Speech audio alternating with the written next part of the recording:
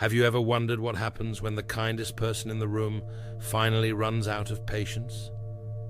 Carl Jung discovered something that still disturbs psychologists today. The most gentle, caring, sensitive souls don't just break down when they have had enough.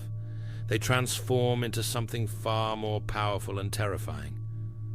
Jung called these people empaths, and he spent decades documenting what happens when they stop absorbing everyone else's pain and finally snap.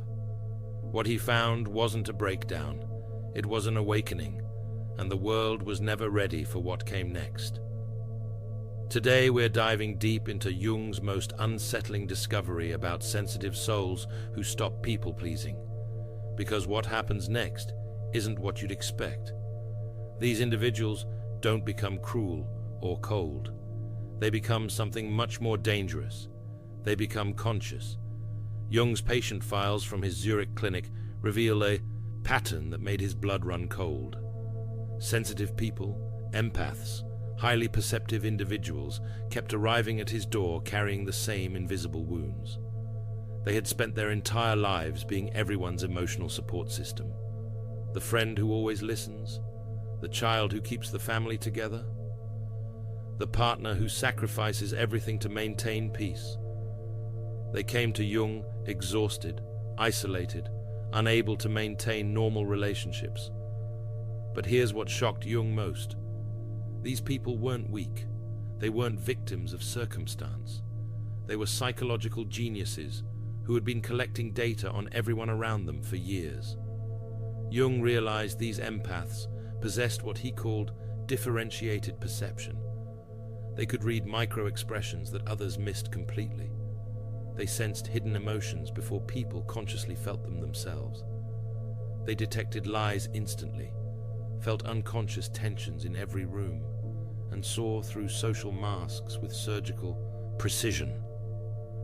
But they had learned to stay silent about what they saw. Society had taught them that speaking their truth made them too sensitive or overly emotional. So they absorbed everything in silence, blamed themselves for others' dysfunction, and apologized for simply existing. Jung documented something that still makes psychologists uncomfortable today. These empaths hadn't been broken by abuse.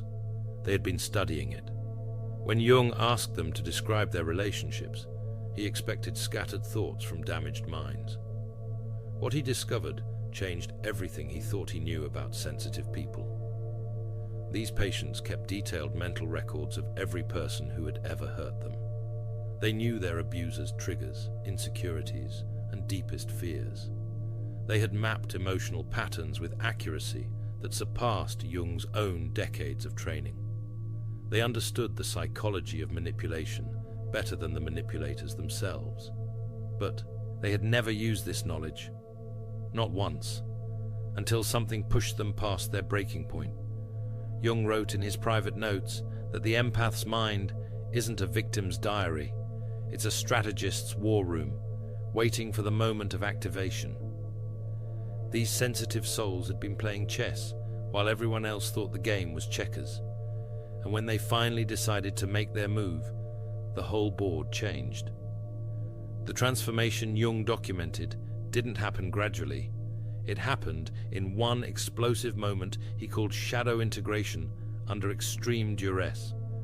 The trigger was always the same: profound betrayal by someone the empath had completely trusted and protected, a partner's infidelity after years of devotion, a parent's cruelty after decades of sacrifice, a friend's backstabbing after countless hours of support. The specific betrayal varied, but the pattern remained identical across every case. Jung studied. What made these betrayals devastating wasn't the act itself. It was the realization that the empath had seen the signs all along and ignored them. They had sensed the lie, felt the manipulation, detected the hidden agenda, but their need to believe the best in people, their compulsion to maintain harmony, their fear of being called too sensitive, had made them deny their own perceptions, and that denial finally shattered. Jung called this moment the clarity event, the instant when the empath's pattern recognition overwhelmed their need to make excuses for toxic behavior. Most people expected these sensitive souls to cry, scream, fall apart. Their abusers certainly expected emotional chaos. They were prepared to gaslight, deflect, blame. What happened instead terrified everyone involved. The empaths became unnaturally calm.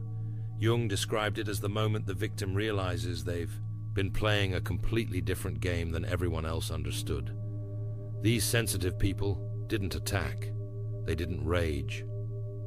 They simply began to speak truth, not with cruelty, with clinical precision, like surgeons identifying each diseased organ before removing it. They revealed everything they had observed, catalogued, and silently endured. Every lie they had pretended to believe. Every manipulation they had allowed to work. Every hidden agenda they had seen, but never called out. Every micro-expression that revealed true intentions. Every pattern that predicted the inevitable betrayal. And they delivered this information not as accusations, but as documented facts. Observations collected over months or years of careful attention.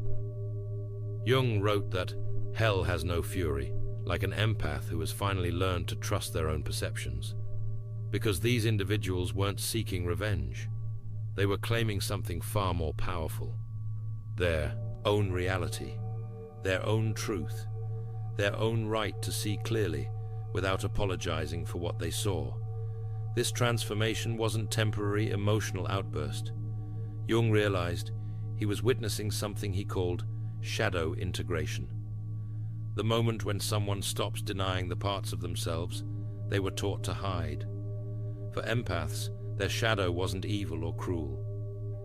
It was their suppressed intelligence, their silenced intuition, their denied strength, all the qualities society had trained them to consider inappropriate for someone so sensitive and kind.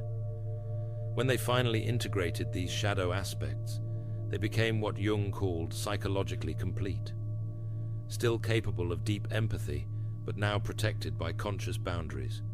Still able to feel everything, but now choosing what deserved their energy. Still perceptive of others' pain, but no longer required to absorb it as their own responsibility.